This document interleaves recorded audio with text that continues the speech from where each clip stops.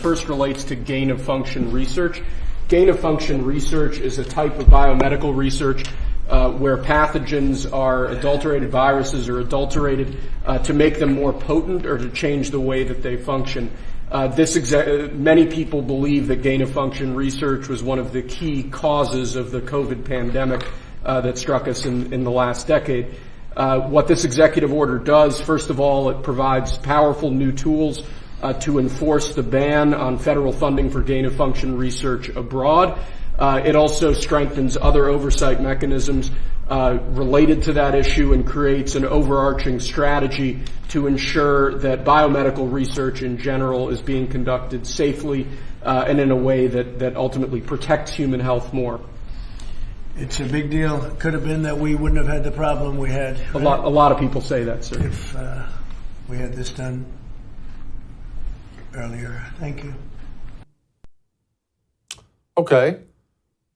We got an executive order. But what does all this stuff mean? I still find it confusing to this day why some of this stuff even exists. Joining me now to break down some of this stuff for us, Jeffrey A. Tucker, president of the Brownstone Institute. Jeffrey, can we go back to the basics here? And can you explain to me, like I'm really, really dumb, why there is any entity on the planet that is trying to make viruses more potent? As far as we know, the fundamental reason does actually trace to bioweapons research. So the idea is to make a pathogen, make the cure, and then have a weapon that you can use against civilian populations. RFK gave a miniature talk at that event.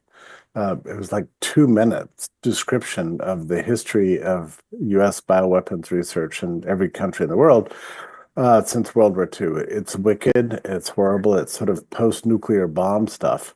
Now, for sure, none of this discussion about SARS-CoV-2 or COVID has publicly been talked about in the framework of bioweapons research, but it's pretty well known that that's really ultimately what this research is about.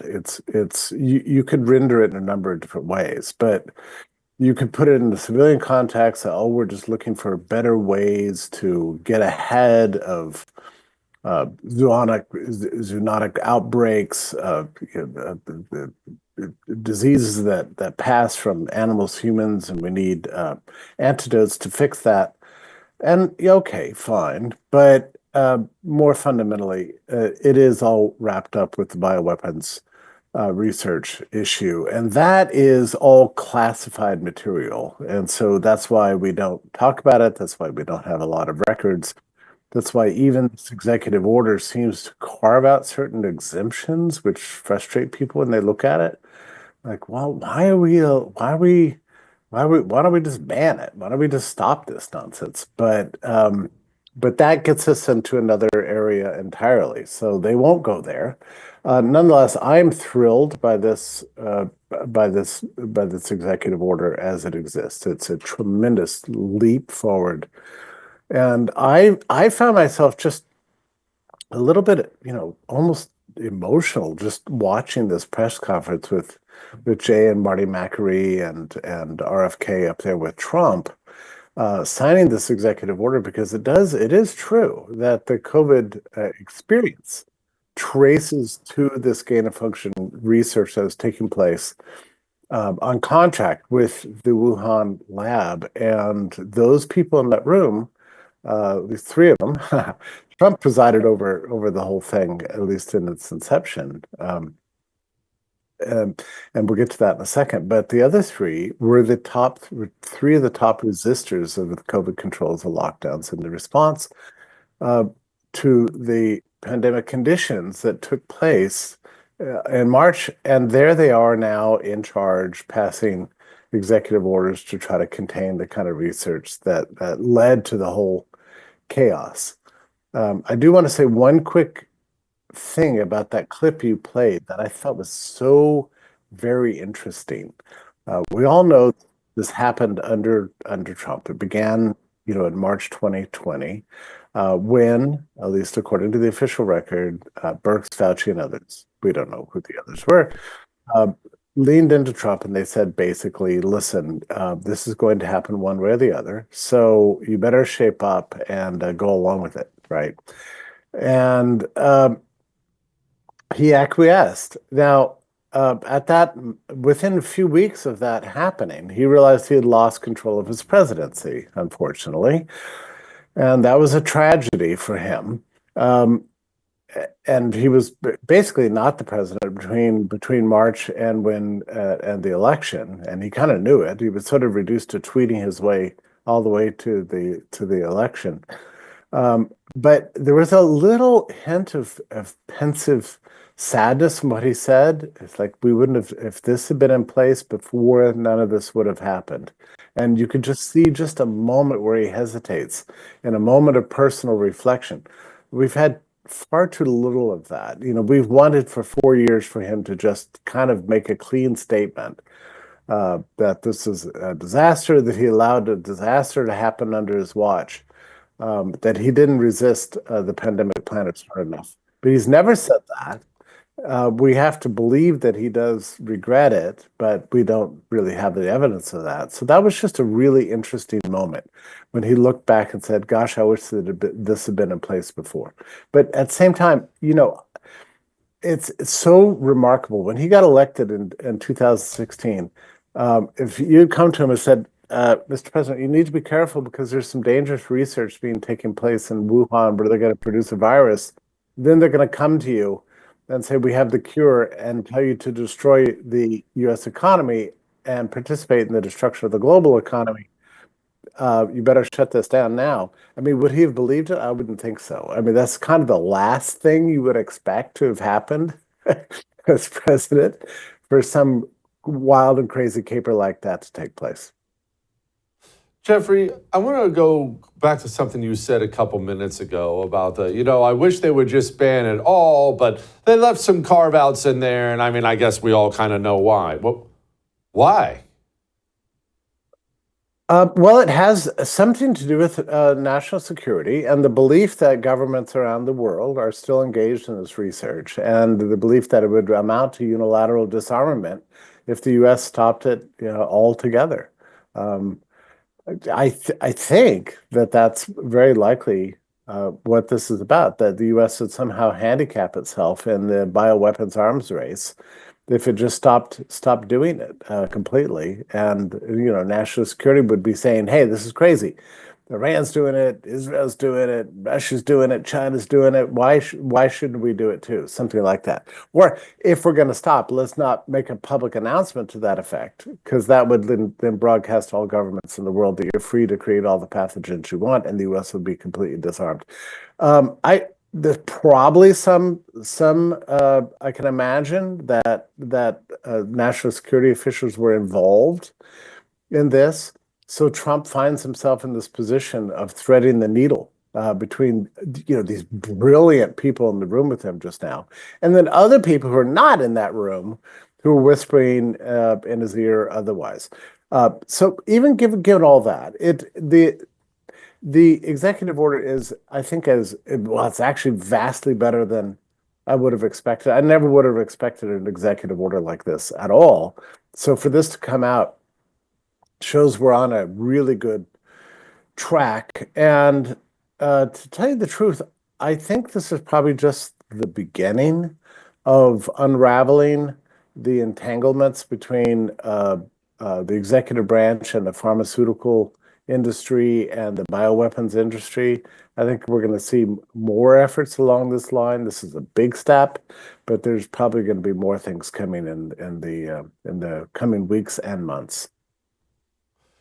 Jeffrey, why China? And let me finish the question this way. Of all the things that are very odd and nefarious and evil with this whole thing, the fact that we are working with our mortal enemy, China, in China to create weaponized viruses, that in and of itself, everything else aside, is so bonkers to me. How did we get there? Well, it probably began when the U.S.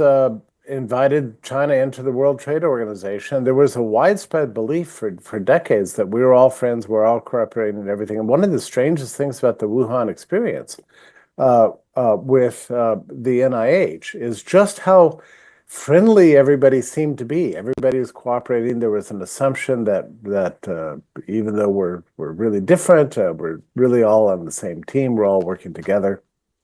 And there was not a lot of suspicion going back and forth. There's also people like Fauci and the industry he represents are they sort of represent a meta layer of government in the world, is sort of a globalist force that's not necessarily, focused on the national interest of the United States. I mean, that was sort of the ideology for decades after the Cold War. That we're all in this together and it's all going to be great. We're all going to grow together. We're going to trade together. We're going to exchange secrets together. We're going to cooperate on science together. And that's the way it was in Wuhan. And of course, the CCP doesn't play like that, right? Yeah. But the U.S. scientific establishment, absolutely did. The other thing is that there was a lot of sketchiness associated with doing gain of function research in the U.S., and it's very dangerous. It had been ended under Obama, of all things, and then sort of restarted.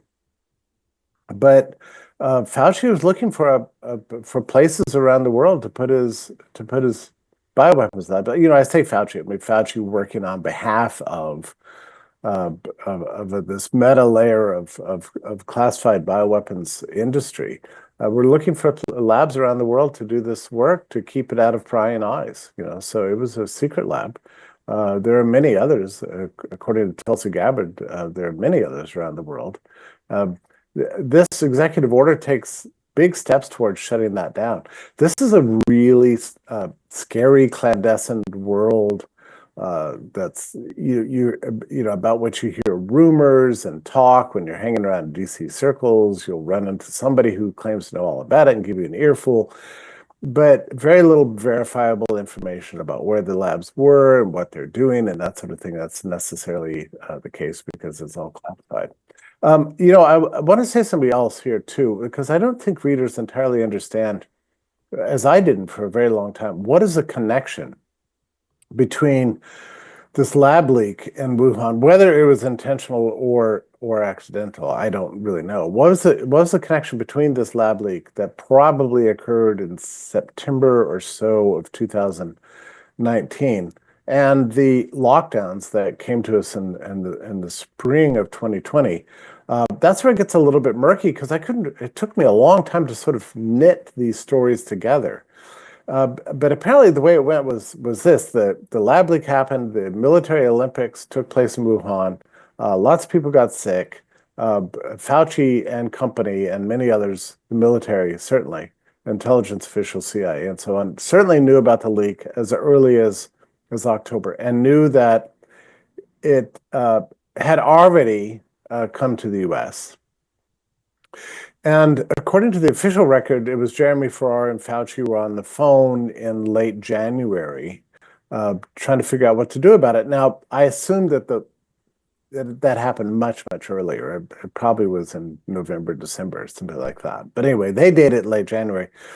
And Farrar says in his book that they were panicked that they were going to get blamed for starting World War III. So, this is a kind of a weird world of apocalyptic scientific crazy people. And they believed that they had this power to start World War III, and they briefly thought that they had.